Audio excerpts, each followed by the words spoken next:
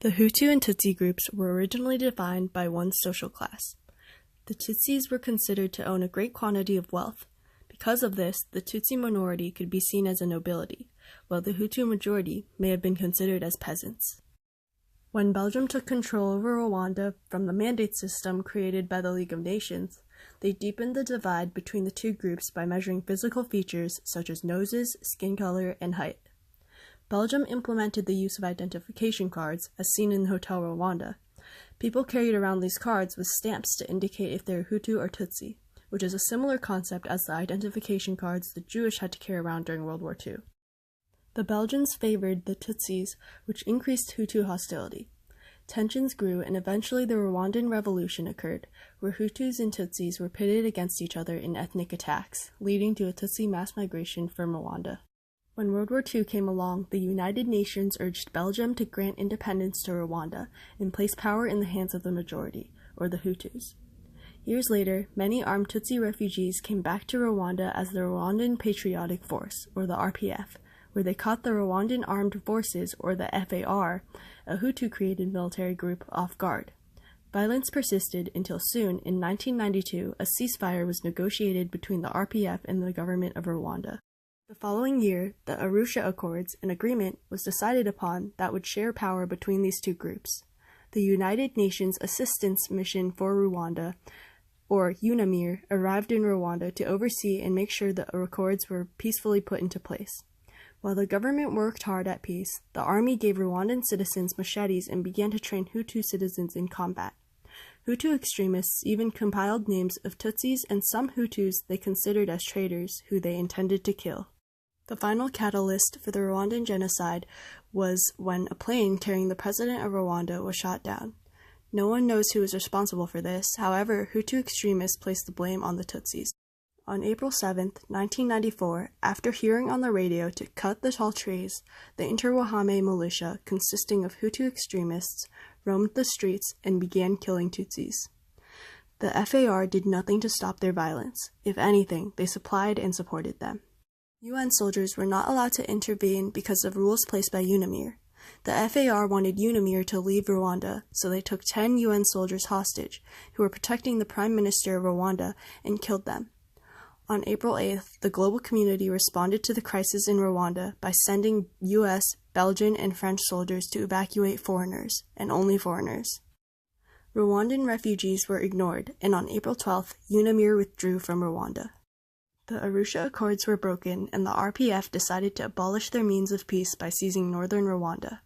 In July, the RPF defeated the FAR and took control of Kigali on July 4th. Millions of Hutu fled from Rwanda, and the Rwandan genocide ended after 100 days. This short period of time left roughly 800,000 Tutsis dead. Finally, after the genocide had ended, the international community sparked an outrage as they criticized the US, Belgium, France, and the UN for not taking action to stop the genocide when they had a chance. Around the same time as the Rwandan genocide, another genocide occurred in Srebrenica, where over 8,000 Bosnian Muslims were killed during the Bosnian War. This may seem small in comparison to the 800,000 deaths in Rwanda. However, Srebrenica is a city and Rwanda is an entire country, so these 8,000 deaths were not small at all. In contrast to Rwanda, Srebrenica was supposed to be a UN safe zone, so there was much more UN involvement than there was in Rwanda. However, the UN was eventually defeated by the Bosnian Serb army and could no longer prevent people from being slaughtered, tortured, or raped. A few years before this film was made, in 1999, a third of the households in first world countries had access to the internet. In 2001, it rose by 50%. Many of these first world countries were criticized about not doing more to help stop the Rwandan genocide, such as not sending troops to Rwanda or even just barely broadcasting the crisis on the news. In Hotel Rwanda, there was a lot of emphasis on the feeling of isolation in Rwanda, where no one would help them. Because the internet was becoming more accessible and it became an easier way to spread news, the filmmakers might have stressed the feeling of isolation in the film because it would have a larger impact on the audience. It would leave the audience feeling more inclined to help spread the word about events happening in the world, so an incident like Rwanda doesn't happen again. The intended audience for this film is anyone who is able to handle mature events, especially since this film deals with acts of genocide.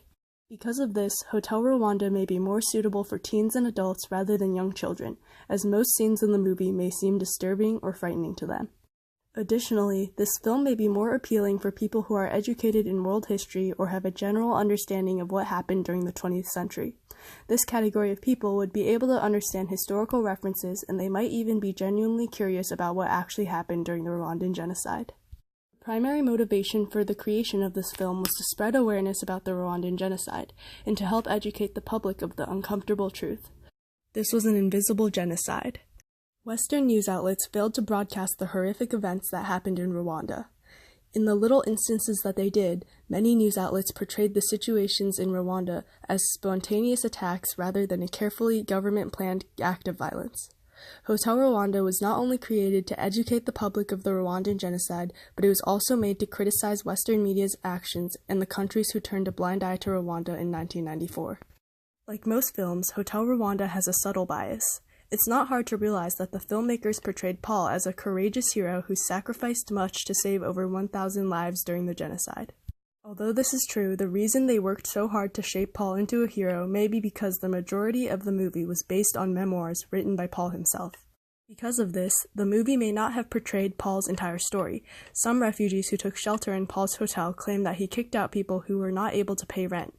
Even the current president of Rwanda does not believe that Paul accurately represents a hero. Paul denies these claims. However, if they are true, then the film is biased towards making Paul's story sound more heroic than it actually is. Some facts in this film were not entirely accurate. It left out the deaths of roughly 2 million Hutus. During the genocide, the most well-known mass killings of Hutus occurred when the RPF took the capital of Rwanda. At the end of Hotel Rwanda, before Paul got to safety behind rebel lines, viewers saw the mass migration of Hutu citizens.